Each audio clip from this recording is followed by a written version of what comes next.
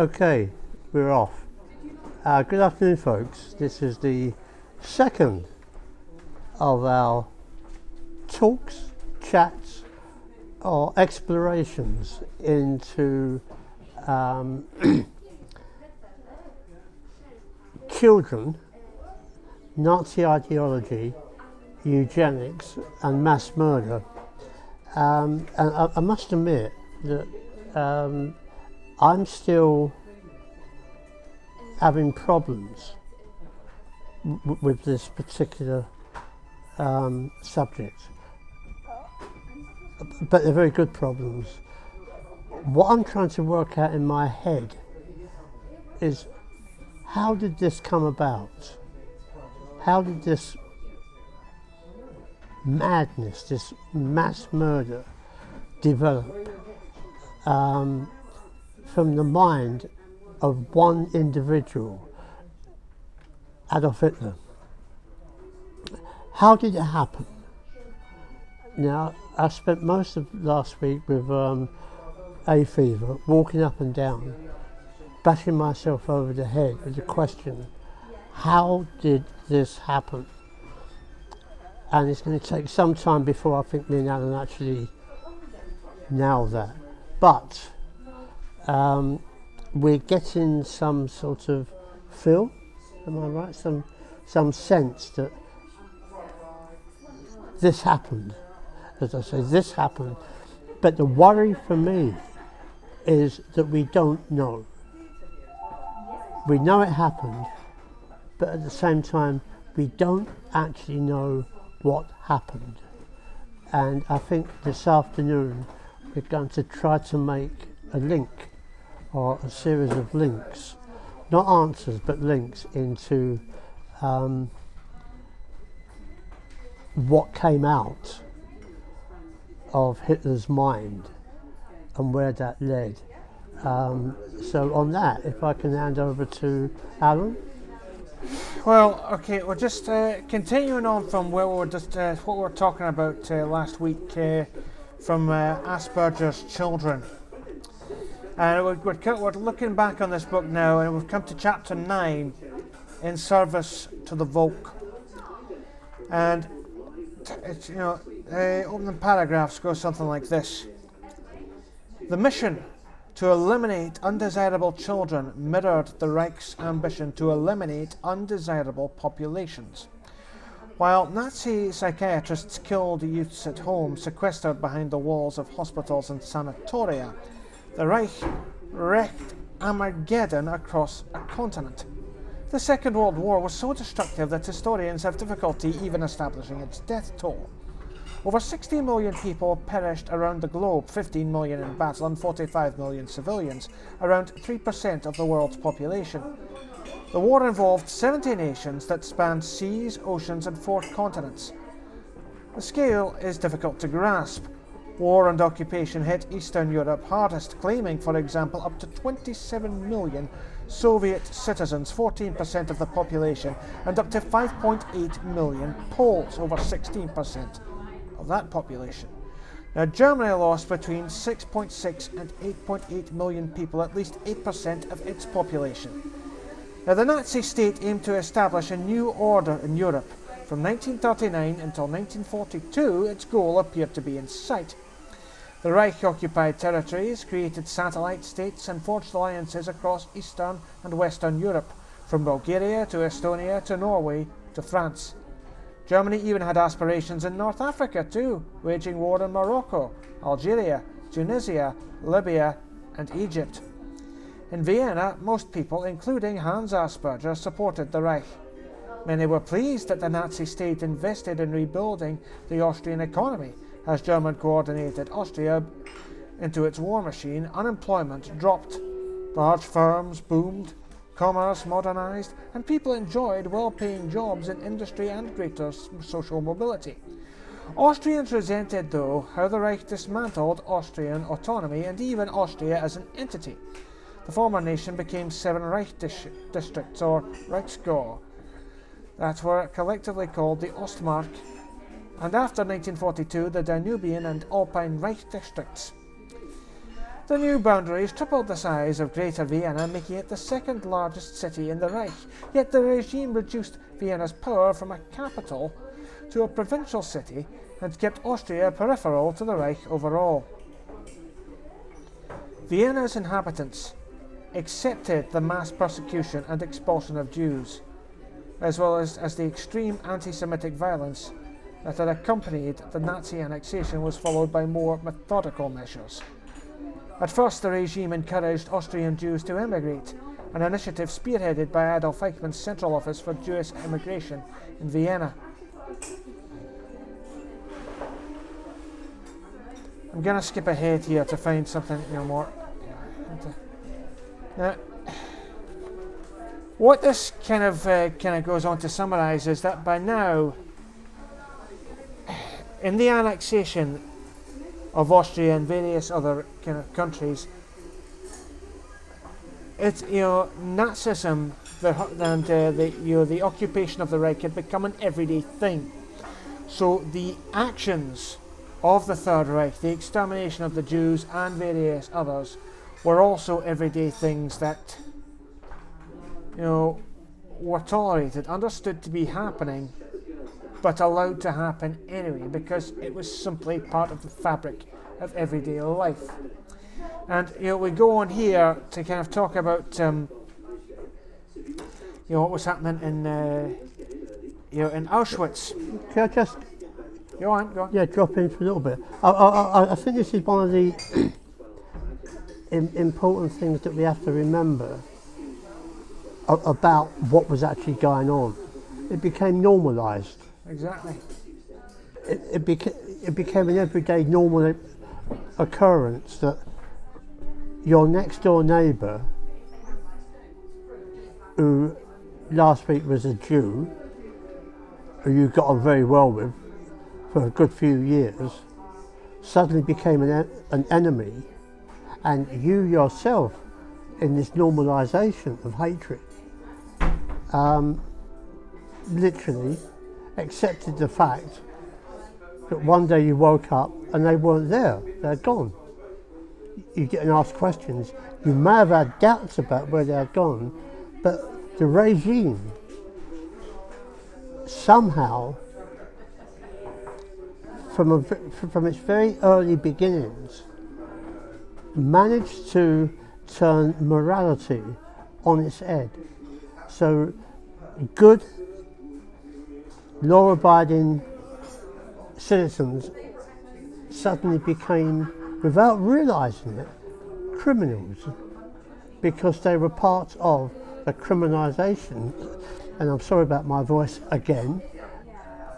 So I'm still trying to work out, how did this happen? How did this normalisation of terror happen? And it all came from the mind of one individual, Adolf Hitler. Without Adolf Hitler, this would not have happened. The whole process that slowly led up to the war, well, first of all, the occupation of territory, the war in the East, with the figures that Alan read out. Well, you'll see it when it goes up. And importantly, and it was a slow process, the process of the death camps. And there wasn't just one or two or three or four death camps. There was a whole series of different death camps, most of them in Poland, and a couple in Russia. Not many in Europe. There were concentration camps in Europe, but all the death camps were in Eastern Europe, mostly in Poland. So I think it might be sort of getting from how I'm trying to get this out. How did this happen? How did people, normal people like me and you, allow this to happen? Which of course leads into the final or the ultimate horror, which was of course Auschwitz. which I'll let, Yeah, in my confusion, I'll let Alan take over this bit. Auschwitz was probably the best known of the Nazi death camps. I mean, we've talked about various, different other centres in the past. I mean, last week we talked about Spiegelgrund, which Hans Asperger, sent various children to whom, children he believed, to be ineducable or couldn't be part of, the Volk or Nazi society, and he sent them there effectively to be killed, which they were, either poisoned to death or given lethal injections. And it was and this type of thing, alas, was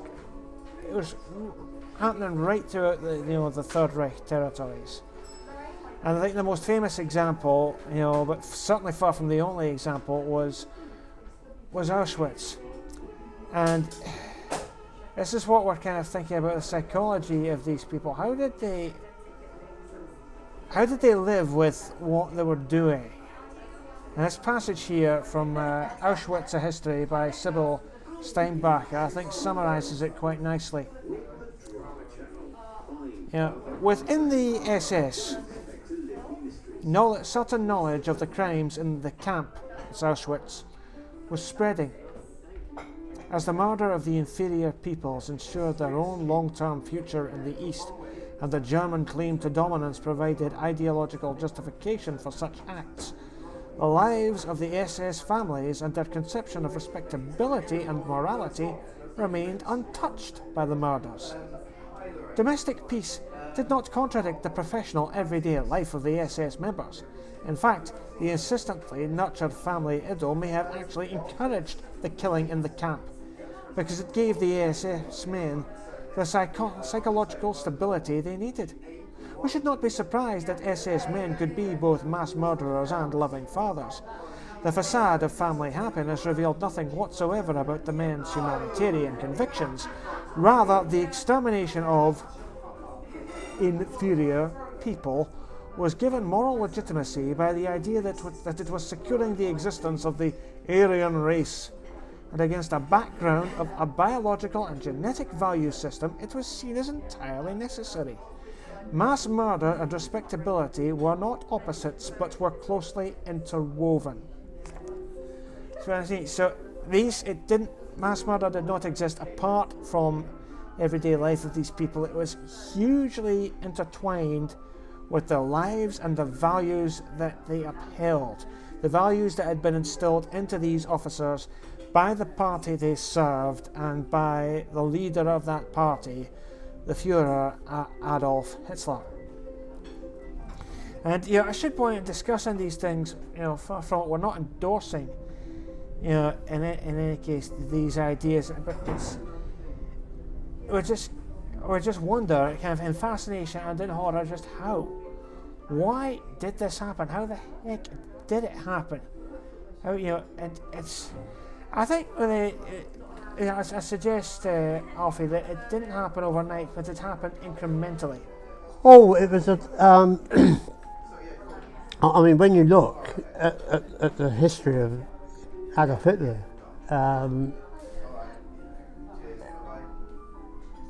he was an individual who was a nobody. He was a failed artist, a failed architect. He left Vienna just before the First World War, signed up for the First World War in Germany, become a corporal. He was gassed towards the end of the war, and he was given a second-class Iron Cross medal. And he spent some time in hospital, and then was released into a Germany that was demoralised, both emotionally, intellectually, financially, mentally, military, was completely demoralised. And there was the myth began to grow within Germany that they did not lose the war, that the war was not lost, that they were stabbed in the back. And obviously there's much more to this history. There's the history of the Free Corps, who set themselves up to counter the communist threat, because there was revolution going on in 1919, both in Vienna, in Austria, and in Germany. But it was the chaos that Germany found itself in that set this nobody, i.e. Adolf Hitler, it gave him a reason to exist, and it gave him a reason to hate. And I think we must remember this. Hitler hated. He thrived on hate. And this is oratory, right from the very, very beginning, is the language of hate and terror and destruction. So the seed, a tiny, tiny seed in this vast forest that we're trying to explore, was beginning to develop. Another thing that crossed my mind, Alan, is that when the German troops came back from the front, Germany, all its cities were still intact, all its towns were intact, unlike in France, where the First World War took place, where there was destruction. So there was this image that something was wrong. How come we've come back and and there's revolution, there's the Red Terror, there's communism, there's socialism, we've got to crush it.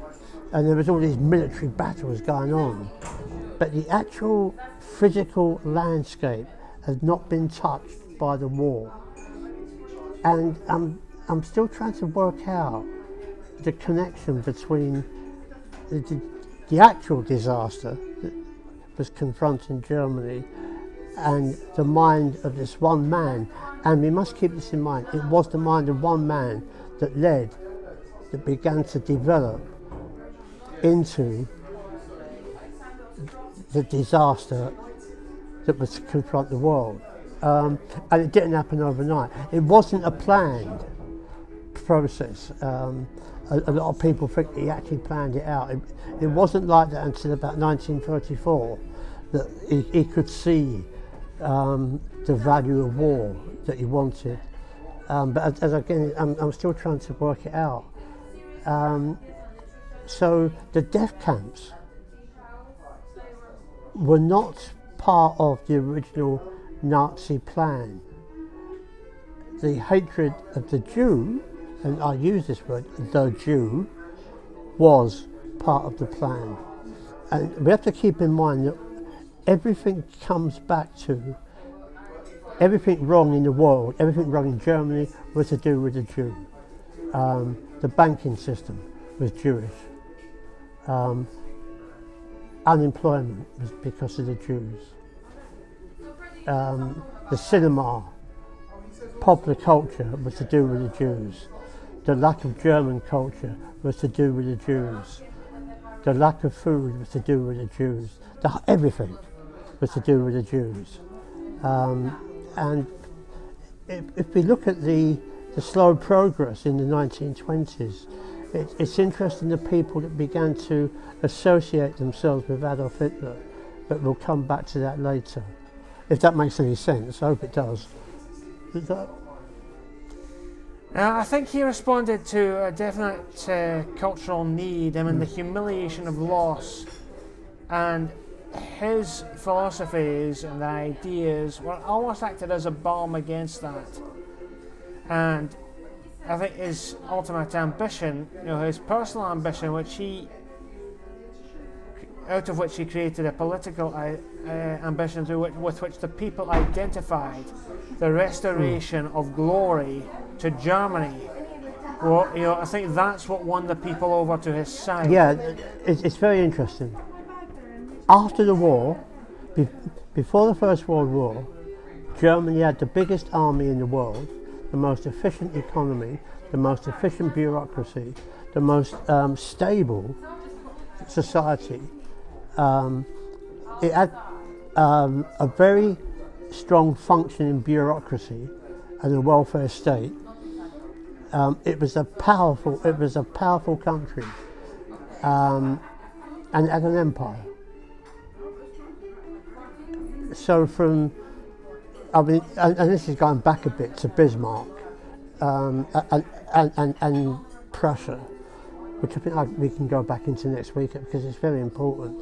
But before the First World War, Germany was the powerhouse. It had overtaken England or Great Britain in terms of an industrial nation. It was on a par with America.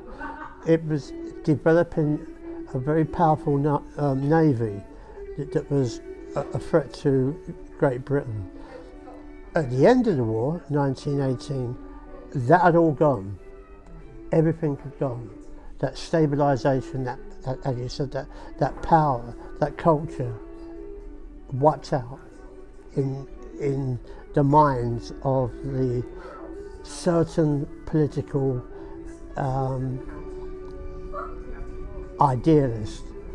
Notably, on one side you had the Communist Party, who were trying to foment their revolution. On the other side you had these various right-wing militaristic groupings, the Free Corps in particular, who wanted to re-establish the military greatness of Germany.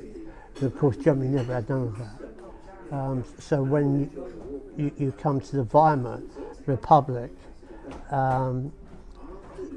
everything that Hitler and people on the right saw as decadent, Western, weak, democratic, basically Jewish, was there. But nobody really took them seriously. Like the communists, nobody really took them seriously. And the communists really weren't, I mean, they had mass rallies, but they weren't very powerful. It was the militaristic ideology that Hitler began to perpetuate, and the myth of the Volk, the myth of German exceptionalism, the myth of the Aryan race. And there were a hell of a lot of theories pre-First World War that was all flowing around that was affecting Hitler, and I think that's something we've got to go into more detail. But it's interesting that from a very early beginning there was an emphasis on young people. Young people were the future, and this comes down to Asperger, the beginning of, one could say, what would be the mass murder of children, caught up in all of this. So you probably gather from how I'm talking, I'm still struggling, because I really want to get this nailed down, this sort of, this sense that it can happen again, but the ideas were already there. In the mid-20s, Joseph Goebbels, the propaganda minister, had already joined the Nazi Party, and he coined the phrase the metropolitan elite, and that was the finger pointing again at the Jewish community. The mere fact that Goebbels himself was part of that elite. He loved the high life of Germany. He loved theatre, he loved culture, he loved cinema. So it's just these strange movements that were going on. But I come back to one man managed to lead, and he wrote that awful book, Mein Kampf, which is indescribably bad. In there, it doesn't actually mention the murder of the Jewish people. But now we know what happened, we can pick out, we can see it, we can feel it, it's there. That is where it was going, but the plan wasn't laid down. No one in the 20s even dreamed of death camps.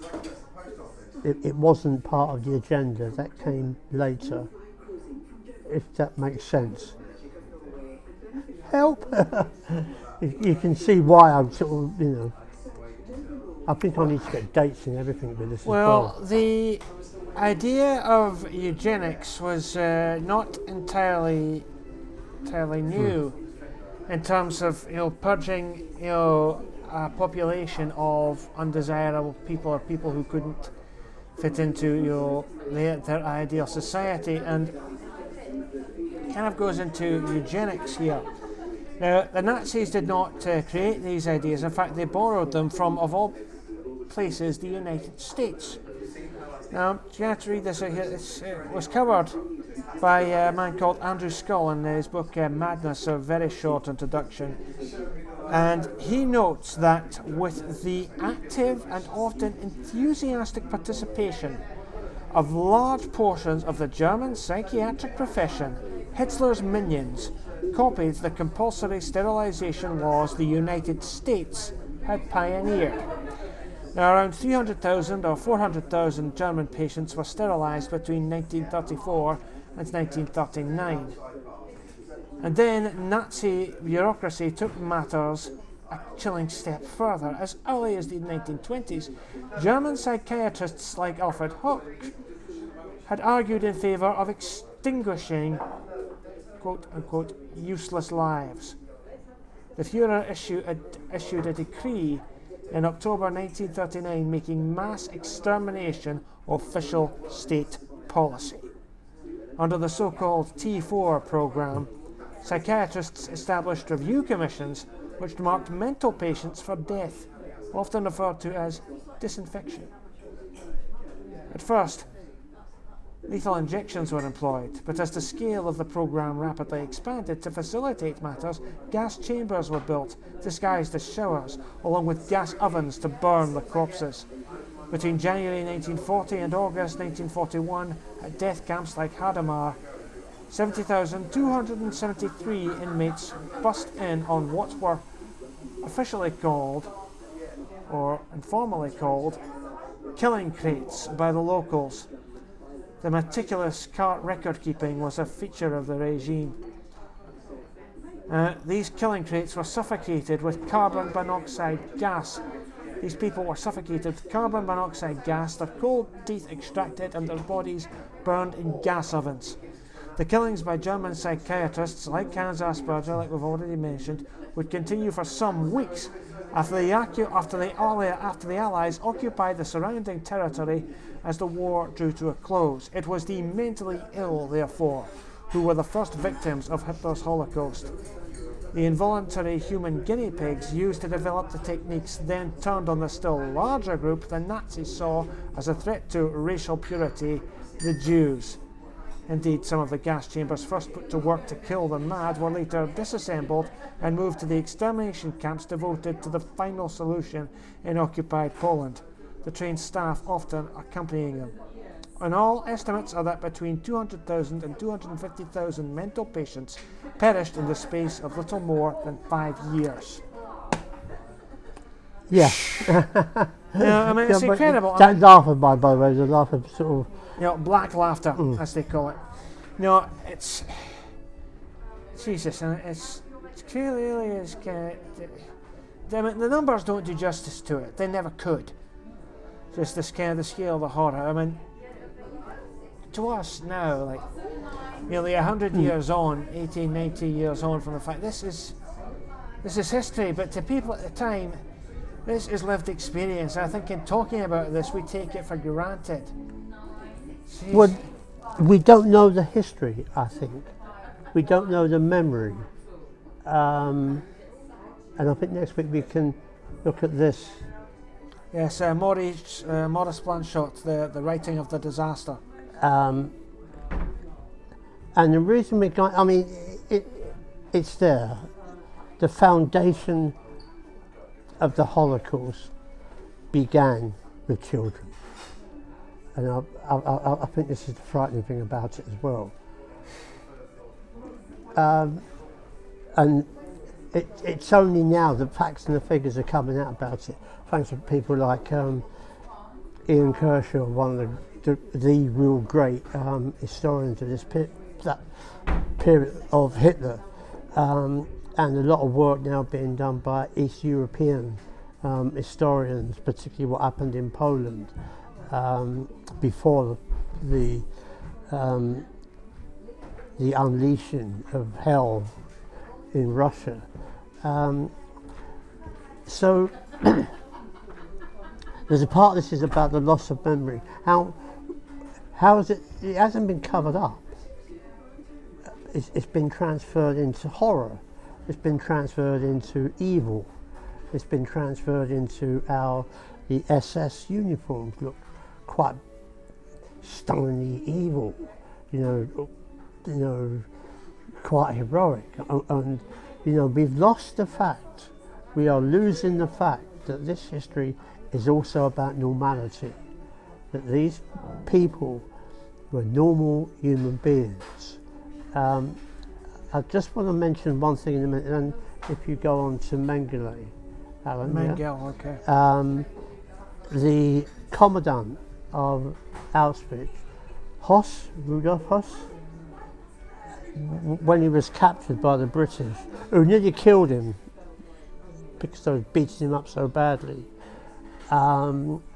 he was handed over to the Russians and put on trial in 1946. Trial lasted for about 3 weeks. Previous to the trial, Höss had actually written out his life story. A chunk of that life story obviously takes place when he was commandant of Auschwitz. And he casually mentions that he was doing the right thing. There was a serious Jewish problem, and what he was doing was correct. And he had no regrets about this at all. And the chilling point that he does regret, throughout his whole time, he oversaw Auschwitz, he oversaw it from the beginning to the end. And the one thing that stood out in his mind above everything else was the fact that he couldn't spend more time with his family. Now, when he was eventually hung in 1946, he was hung in Auschwitz, and a Russian officer noted that this man just looked normal, because it's the expectation that he should look different. He should look somehow like an evil figure from some Hollywood or whatever type of movie. No, he wasn't. He was an SS officer, commandant of Auschwitz, and he was normal. And the only thing he regretted was that he couldn't spend more time with his family and his wife. And I think we have to take, if we can grasp that reality, if we can come to terms with that, I think we can start beginning to see how easy it is to fall into that trap of murder. So, Alan, do you want to read that? Well, I don't know if that... he wasn't the other most infamous character in Auschwitz was, of course, a man called Joseph Mengele, and he came to Auschwitz in May 1943, and by then he was only 32 years old, qualified in medicine and anthropology. In fact, he'd been made a doctor of philosophy for his work in the latter field, and he'd actually been on the Eastern Front fighting with the S Division Viking, and when he was wounded and ordered back to Berlin, he was transferred to the east, but the assistant director to Ottmar Freiherr von Verschuer, the director of the Kaiser Wilhelm Anthropological Institute in Berlin-Dahlem, Mengele clearly found ideal conditions for his lecturer's dissertation in Auschwitz. Now, his specialist field, Mengele's specialist field, was genetics, which is kind of crucial to your eugenics, and above all, research into twins, as well as the physiology and the pathology of dwarfism. So it's people who stood out physically, or who might have been perceived to be disabled, or aberrant, physically aberrant, so to speak.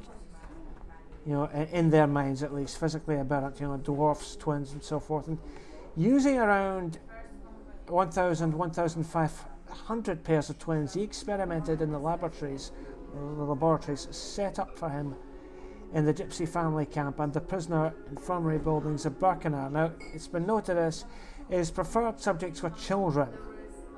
He sent internal organs, eyes, especially those with different coloured irises, as well as the heads of gypsy children suffering from Noma, as anatomical preparations to the Kaiser Wilhelm Institute.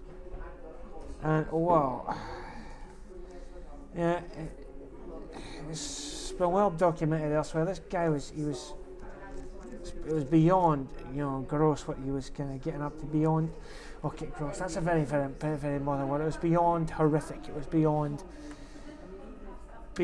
terrifying what he was getting up to. But he was exploiting and abusing these people. It was just for science. The way people have often abused and exploited animals for medical research, he was doing it to human beings. And he was doing it in this really kind of invasive, exploitative, and quite often murderous fashion.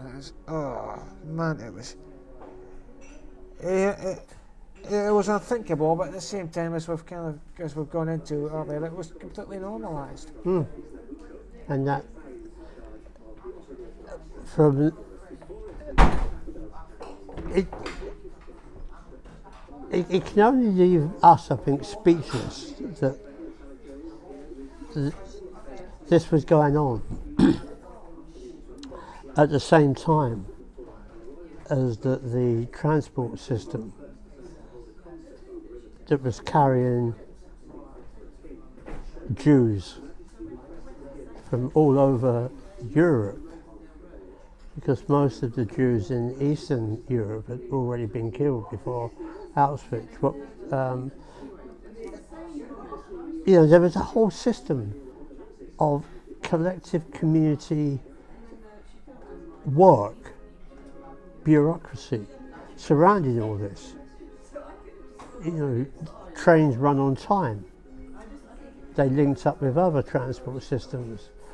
And the whole bureaucratic framework behind it was efficient. And the bureaucrats who run that service knew what was going on. Their wives knew what was going on, their boyfriends knew what was going on, their girlfriends knew what was going on. The community would have known what was going on. People living near that area knew what was going on, they would have smelt what was going on. But there was a deadly silence because nobody wanted to know. Because somehow what was going on, maybe this is the trick, maybe this is where we're getting somewhere now. What was going on was not normal. The war was going on, even that wasn't normal. What was going on in the Eastern Front, that wasn't normal. But somehow it was still being normalised. So I think we got a lot of homework to do. I'm sorry this is such a depressing subject, but it is about memory and it is about history. We talk of the Second World War, but we don't talk about this. We talk about the heroes of the Second World War, but we don't talk about this. We know about the cities being bombed. We know about the Blitz. The horror of the Blitz in England was horrible, which of course then led to the horror that was poured down on the cities of Germany. But we don't know about this. We don't know about the children. We don't know about the millions and millions and millions of people who were caught up in the cobweb of this quite of what you can call it, of madness. I expect we can get close to it.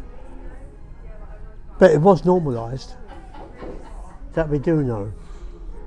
Not totally normalised, because a lot of the SS guards, which I think we have to talk about next week, one of the reasons for the gas chambers to be first explored and then developed into what they came into being, one of the reasons was because the SS troops who were doing the killing began to suffer nightmares. They began to suffer mental breakdowns. So it was thought that we don't want these lads suffering, do we? We have to think of a better method of murder. And that's how this whole thing started to unravel. I think on that note, I think me and Alan might just be a bit sort of exhausted. Yeah. Anyway, folks, thank you for listening, if you're still there. Next week, maybe we'll be getting closer to how this happened. We know the historical reasons. We can follow that. We can follow dates. We can follow the economics.